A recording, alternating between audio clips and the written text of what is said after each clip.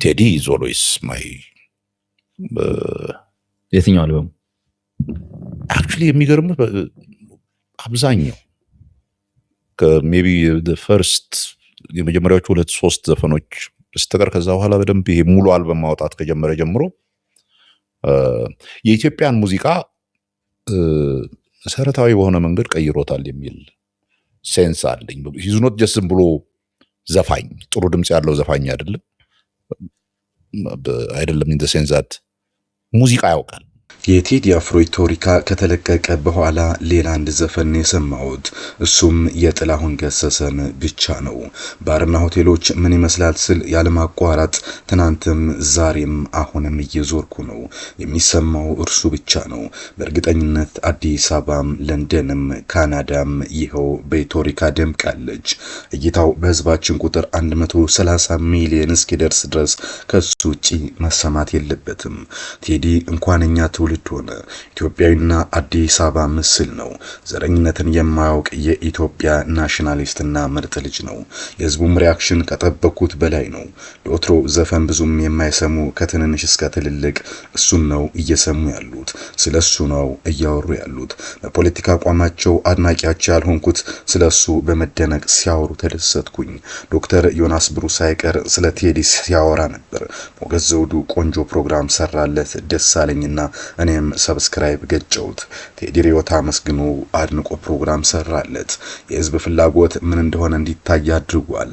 ቴዲ ወደ አንድ ሰበሰበን። ኢትዮጵያዊነትን ሰብኮ አነገሳት። የተለያየ አቋም ያለንን በአንድነት አቆምን። ቴዲ ጀግናችን ነው። ለሙያ አጋሮቹ ብቻ ሳይሆን ለብዙዎቹ በርካታ ሰዎች ትምህርት መሆን የሚችል ነው ይላል አንድ የቴዲ አድናቂ የላከልን ጽሑፍ። በእርግጥም ቴዲ አሁን አነጋጋሪ ሰው ሆኗል። የቀድሞ የኦሮሚያ ክልል ርዕሰ መስተዳድር የነበሩት በኋላም የመከላከያ ሚኒስትር የነበሩት ከዛም የለውጡ ሞተር ሲባሉ የነበሩት ለማ መገርሳ ዋቆ ከሀገር ውጭ በኖርዌይ ሆነው ስለዚህ ጉዳይ ጽፈዋል።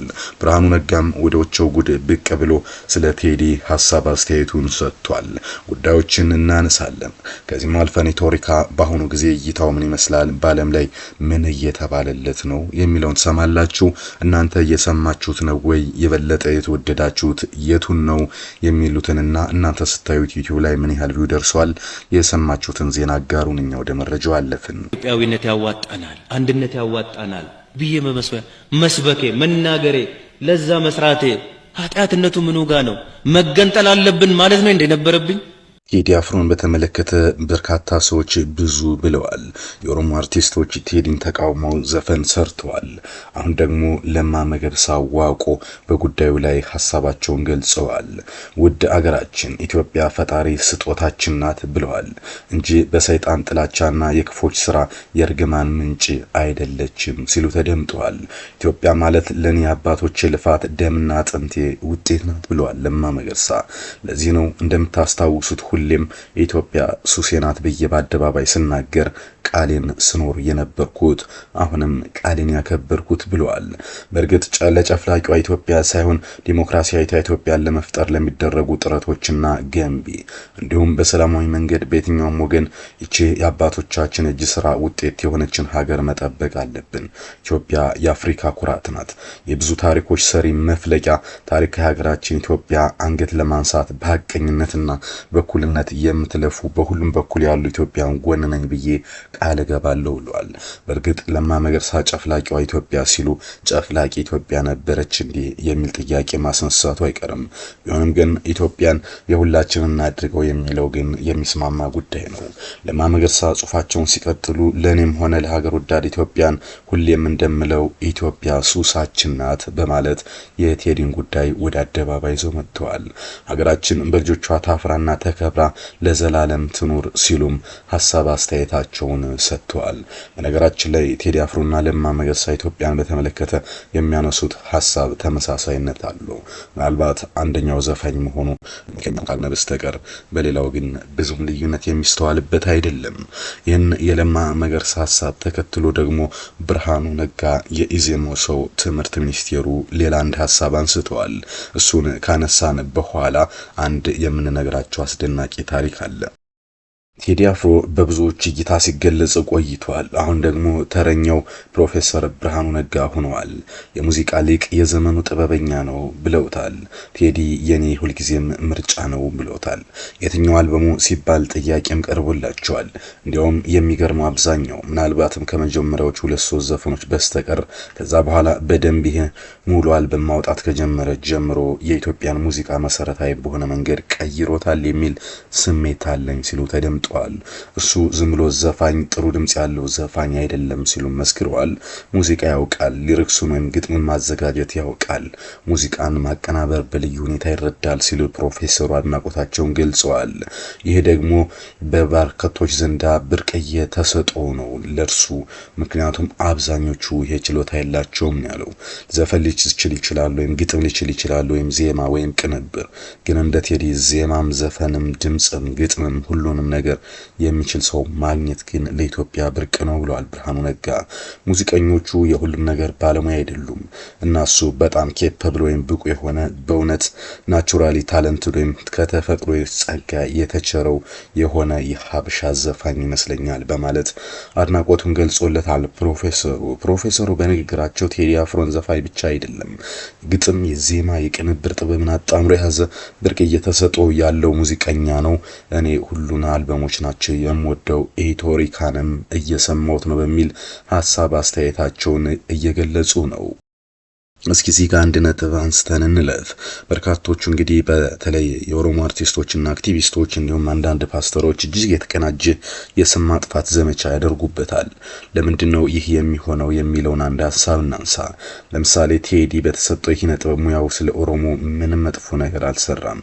ይህ ደግሞ በጥላቻ ሌሎች ታውረው ይላሉ እንጂ እርሱ ግን የሰራቸውን ስራዎች ቴዲን ለምንረዳ ሰዎች የባልቻ ሳፎን ጀግንነት ነው የሰራው። የሀብተ ጊዮርጊስ ዲነግዴን ብልሃትና የጦር መሪነት ዘክሯል።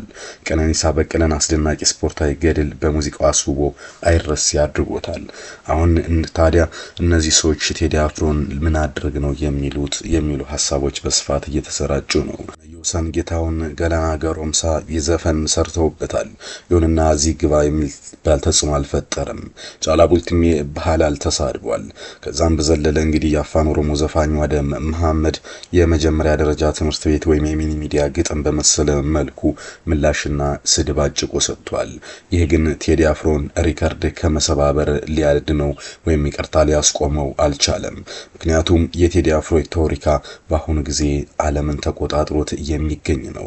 ኢትዮጵያ ሙዚቃ ምልክት የሆነው ቴዲ አፍሮ ቴዎድሮስ ካሳሁን ከዓመታት ቆይታ በኋላ ይዞት ብቅ ያለው የአዲስ አልበም በአፍሪካ ሳይሆን በዓለም አቀፍ ደረጃ ከፍተኛ መነጋገሪያ ሆኗል። እንደ ቢቢሲና አልጀዚራ ያሉ ታዋቂ ዜና አውታሮችም የአርቲስቱን ዳግም መመለስ በሰፊው ዘግበዋል። ቴዲ አፍሮን የኢትዮጵያና የባህልን ዘመናዊነት ድልድይ በማለት ገልጸውታል። አልበሙ በተለቀቀ ጥቂት ሰዓታት ውስጥ በዓለም አቀፍ የሙዚቃ መድረኮች ላይ ያስመዘገበው ስኬት የኢትዮጵያ ሙዚቃ በዓለም መድረክ ያለውን ተሰሚነት ዳግም አረጋግጧል። ቢቢሲ፣ ሲኤንኤን፣ አልጀዚራ የመሳሰሉ ሚዲያ ተቋማት ቴዲን ኢንተርቪው ለማድረግ ጥያቄ ማቅረባቸው ስልክም እንደደወሉለት ተሰምቷል። እንደ ቢልቦርድ ያሉ የሙዚቃ መጽሔቶችም የአልበሙ ዲጂታል ሽያጭና እይታ አስደናቂ ሲሉ ገልጸውታል። አልበሙ የኢትዮጵያን ባህላዊ ቅኝት ከዘመናዊ ፖፕ ሙዚቃ ጋር ያዋህደበት ጥበብ የብዙዎችን ቀልብ ስቧል። ዘጋርዲያን በበኩሉ ቴዲ አፍሮን የአፍሪካ ቦብ ማርሌ በማለት ያሞካሸው ሲሆን በዘፈኖች ውስጥ የተካተቱት የሰላም የፍቅርና የአንድነት መልእክቶች ከሙዚቃው ጥራት ባሻገር ለዓለም አቀፍ ሚዲያዎች ትልቅ የመወያያ አጀንዳ ሆኖ መጥቷል። በነገራችን ላይ አልበሙ ስኬት በሚዲያዎች ዘገባ ብቻም አልተወሰነም። በዓለም ዙሪያ ባሉ ታላላቅ ከተሞች ከዋሽንግተን ዲሲ እስከ ለንደን በጎዳናዎች ላይ የተደረጉ የአድናቂዎች አከባበር በሲኤንኤንና በሌሎች የማህበራዊ ሚዲያ አውታሮች ላይ በትሬንዲንግ ቪዲዮነትም ቀርቦ እየታየ ይገኛል። ይህም እንግዲህ የቴዲ አፍሮን ተጽዕኖ ከሙዚቃው ባለፈው ወደ ዓለም አቀፍ ማህበራዊ ንቅናቄ ከፍ አድርጎታል። በ26 ዓመቱ ታላቅ ጥበብ ክስተት ሆኖም እንዲመዘግብ አስችሎታል። ይህንን ብርቅዬ ሀገራችን ልጅ መደገፍና ጀግና በርታ እንደማለት እርሱን ማጣጣል፣ መስደብና መዝለፍን ስራችን ያደረጉ ጥቂት ሰዎች ቢኖሩም ግን ተጽዕኖና ዓለም አቀፍ አነጋጋሪነቱ ቀጥሏል። በመጨረሻ ግን አንድ ጉዳይ እንንገራችሁ። ለመሆኑ አሁን የመረጃ እየሰማችሁበት ባላችሁት ሁኔታ የቴዲ አፍሮ ቪው ምን ደረጃ ላይ ደርሷል የሚለውን እንገራችሁ። ከዓለም ደረጃም ከቴዲ አልበሞችን በቀዳሚነት እየመራ የሚገኘው ዳስጣል ነው። ዳስጣል የተሰኘው የስራ 9.2 ሚሊዮን እይታዎችን ማግኘት ችሏል። ከዛ ውጭ እንግዲህ ኢትዮሪካ ራሱ የአልበሙ መጠሪያ እንደሆነ ይታወቃል። 2.6 ሚሊዮን እይታ ላይ ደርሷል። ሳምነው የተሰኘው ሌላኛው የቴዲ ስራ 2.3 ሚሊዮን ታይቷል። ተወዳጅ 1.8 ሚሊዮን ነው። ከዛ ውጭ እንግዲህ በተለያዩ የምሽት ቤቶች ላይ እጅግ ተወዳጅነትን ያተረፈው ስምምነ ጉራጌኛ ዘፈኑ 3.7 ሚሊዮን ሲደርስ ጽዮን ሙሽራዬ 3.2 ሚሊዮን ታይቷል። ቲንታጎ 2.1 ሚሊዮን የታየ ሲሆን የማረግ ጥግ ወይም አብራን ነዋሪ ደግሞ 1.5 ሚሊዮን ታይቷል። ከዛ ውጭ ግን ወደ 90ዎቹ መለስ ብሎ የሰራው ወይም ደግሞ ሁለት ስያሜ ያለው ሽብ ይባልና ወደ 90ዎቹ አልበሙ ነው። ይህም 2.9 ሚሊዮን ታይቷል። ታየኝ የተሰኘው 2 ሚሊዮን ሲታይ በመስኮቱ 1.9 ሚሊዮን እይታዎችን እስካሁን ድረስ ማግኘት ችሏል። ከዛ ውጭ ግን ብልጭታ 2.4 ሚሊዮን፣ ያዞምባ 2.3 ሚሊዮን ታይቷል። ጸዳል 2.5 ሚሊዮን ታየ ሲሆን ተወዳጁ መሬማ 3.7 እይታዎችን አግኝቷል። መጀመሪያ በአካባቢ ከተለቀቁ ስራዎች ውስጥ አንዱ ስማ የሆነውና የኮሜዲያን እንግዲህ መኮንን ለአከን ድምጽን ያካተተው የሬጌ ዘፈን 2.4 ሚሊዮን ታይቷል። መርከመም 2.5 ሚሊዮን እይታዎችን አግኝቷል። ከዛ ውጭ ግን ምርጡ ተብሎ ከሚጠቀሱ አንዱ ውስጥ የሆነው 4.6 ሚሊዮን የታየውና መጀመሪያ የተለቀቀው ጀምበር የተሰኘው ስራው ነው። አጠቃላይ በዩቲዩብ ላይ ያላቸው እይታ ይመስላል። በስፖቲፋይ እና በሌሎች መተግበሪያዎች ላይ በስፋት እየታዩ ነው የሚገኙት። አዳዲስ ዜናዎች ሲሰሙ ዘንድ እንመለሳለን። መልካም ቀን።